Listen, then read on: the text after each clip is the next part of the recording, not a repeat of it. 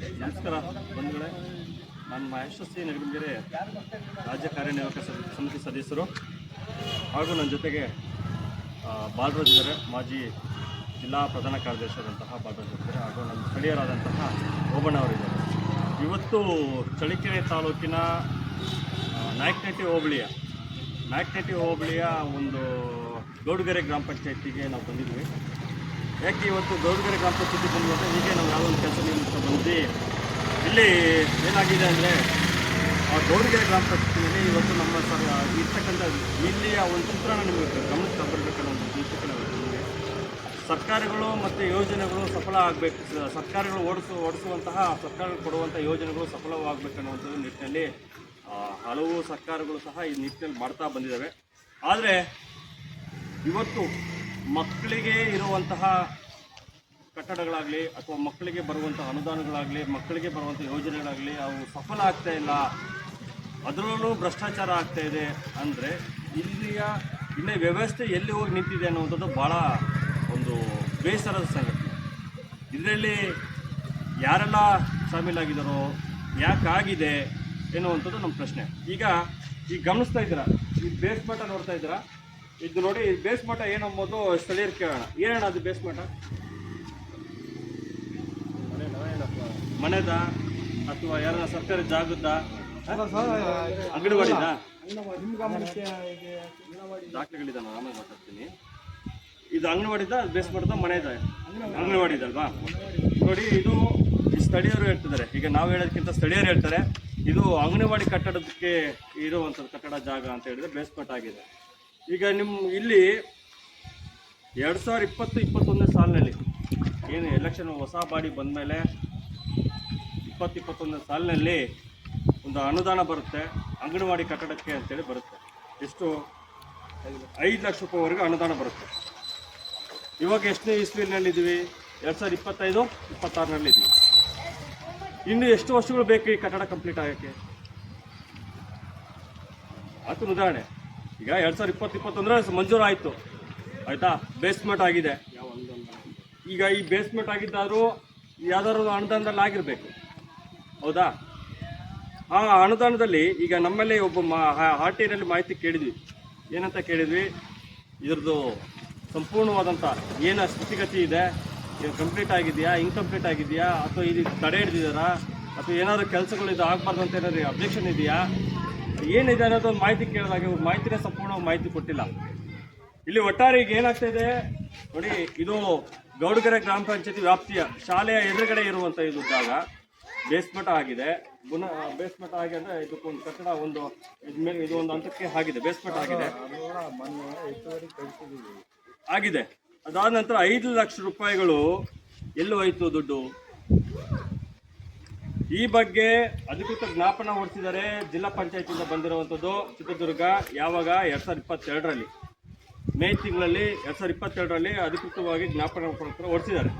ಚಳ್ಳಕೆರೆ ತಾಲೂಕಿನಲ್ಲಿರ್ತಕ್ಕಂಥ ಗೌಡಗೆರೆ, ಮಳ್ಳೂರಹಳ್ಳಿ, ಎಂಜೇವರಹಳ್ಳಿ, ಚೆನ್ನಮ್ಮನಗಟ್ಟಿಹಳ್ಳಿ ಮತ್ತು ತಿಮ್ಮಪ್ಪನಹಳ್ಳಿ ಗ್ರಾಮ ಪಂಚಾಯತಿಗಳ ವ್ಯಾಪ್ತಿಗೆ ಬರುವಂಥ 5 ಹಳ್ಳಿಗಳಿಗೆ ಅಂಗನವಾಡಿ ಕಟ್ಟಡಗಳನ್ನು ಕಟ್ಟಬೇಕು ಅಂತ ತಲಾ 5 ಲಕ್ಷ ರೂಪಾಯಿಯನ್ನು ಮಂಜೂರಾಗಿದೆ.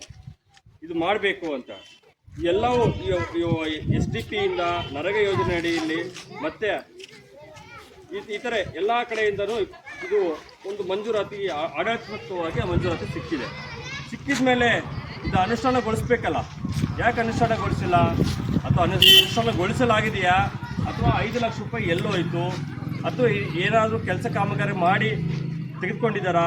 ಈ ಬಗ್ಗೆ ಮಾಹಿತಿ ಕೇಳಿದ್ರೆ, ಆರ್ ಟಿನಲ್ಲಿ ಮಾಹಿತಿ ಕೇಳಿದ್ರೆ ಪುಣ್ಯಾತ್ಮರು ಯಾರೂ ಕೊಡ್ತಾ ಇಲ್ಲ. ಈಗ ಇನ್ನು ಯಾವ ರೀತಿಯಲ್ಲಿ ಹೋರಾಟ ಮಾಡಬೇಕು? ಒಂದು ಪಾರದರ್ಶಕವಾಗಿ ಹೋರಾಟ ಮಾಡಬೇಕು ಅಂತ ಕೆಲವು ಸ್ಥಳೀಯರು ನಮ್ಗೆ ಅಭಿಪ್ರಾಯ ತಿಳಿಸ್ತಾರೆ, ಪ್ರಜ್ಞಾವಂತರು ತಿಳಿಸ್ತಾರೆ, ಪ್ರಗತಿಪರರು ತಿಳಿಸ್ತಾರೆ. ಏನು KRS ಭಕ್ತರು ಯಾಕೆ ನೀವು ಆಟಿಯನ್ನು ಬಳಸೋದಿಲ್ಲ, ನೇರವಾಗಿ ಅಧಿಕಾರಿಗಳಿಗೆ ಪ್ರಶ್ನೆ ಮಾಡ್ತಾರೆ ಅಂತ. ಸರಿ, ಎಲ್ಲವೂ ಕೇಳ್ತಾರೆ. ಕೇಳಿದಾಗ ಏನಾಗುತ್ತೆ, ಇದಕ್ಕೆ ಸಹ ದಾಖಲೆ ಕೊಡಲ್ಲ. ದಾಖಲೆ ಕೊಡಲಿದ್ದ ಸಂದರ್ಭದಲ್ಲಿ ಕಟ್ಟಡ ಆಗಿದೆ, ಕಟ್ಟಡಕ್ಕೆ 5 ಲಕ್ಷ ರೂಪಾಯಿ ಹೋಗಿದೆ, ಎಲ್ಲೋಯ್ತು? ಚಳ್ಳಕೆರೆ ತಾಲೂಕಿನ ಕಾರ್ಯನಿರ್ವಾಹಕ ಅಧಿಕಾರಿಗಳು ಅವರ ವ್ಯಾಪ್ತಿಗೆ ಬರುವಂತಹ ಈ ಅಂಗನವಾಡಿಗಳ ಅನುದಾನ ಎಲ್ಲೋಯ್ತು?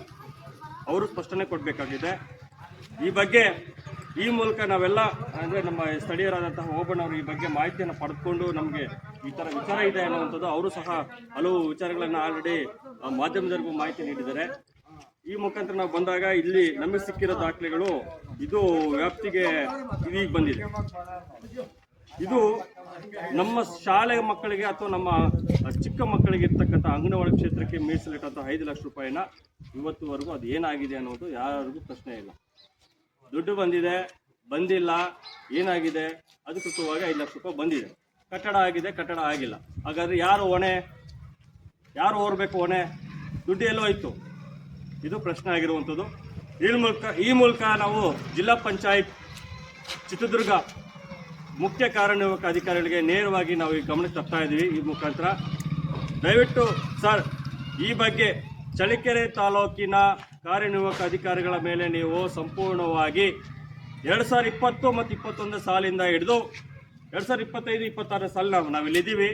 ಈ ಸಾಲಿನಲ್ಲಿವರೆಗೂ ಯಾವೆಲ್ಲ ಕಾಮಗಾರಿಗಳನ್ನು ಪೂರ್ಣಗೊಳಿಸಿದ್ದಾರೆ, ಯಾವ ಪೂರ್ಣಗೊಳಿಸಿಲ್ಲ ಅಥವಾ ಪೂರ್ಣಗೊಳಿಸಿಲ್ಲ, ಅದಕ್ಕೆ ಕಾರಣಗಳೇನು, ಅನುದಾನಗಳು ಬಂದಂತಹ ಯೋಜನೆಗಳಲ್ಲಿ ಬಂದಂತಹ ಅನುದಾನ ಎಲ್ಲೋಯ್ತು, ಆ ಅನುದಾನದ ಮೇಲೆ ಅಮೌಂಟು ಎಲ್ಲೋಯ್ತು, ಈ ಒಂದು ವಿಚಾರವನ್ನು ಸಂಪೂರ್ಣವಾಗಿ ತನಿಖೆ ಮಾಡಿ ತಪ್ಪಿತಸ್ಥರು ಯಾರೇ ಅಧಿಕಾರಿಗಳಾಗಿರಲಿ, PDOಗಳಾಗಿರಲಿ, ಇಒ ಆಗಿರಲಿ, ಅವ್ರ ಮೇಲೆ ನೀವು ಈಗ ತನಿಖೆಯನ್ನು ಆರಂಭಿಸಬೇಕಂತ ಈ ಮೂಲಕ ತಮ್ಮಲ್ಲಿ ಮನವಿ ಮಾಡ್ತಾ ಇದ್ವಿ. ಈ ಮೂಲಕ KRS ಪಕ್ಷದ ವತಿಯಿಂದ ಹಾಗೂ ಸ್ಥಳೀಯ ಜನರಿಗೆಲ್ಲರೂ ಅಂತ ಇದು ನಮ್ಮ ದುಡ್ಡು, ನಮ್ಮ ಸರಿಯಾದ ರೀತಿಯಲ್ಲಿ ಆಗ್ಬೇಕಲ್ವಾ?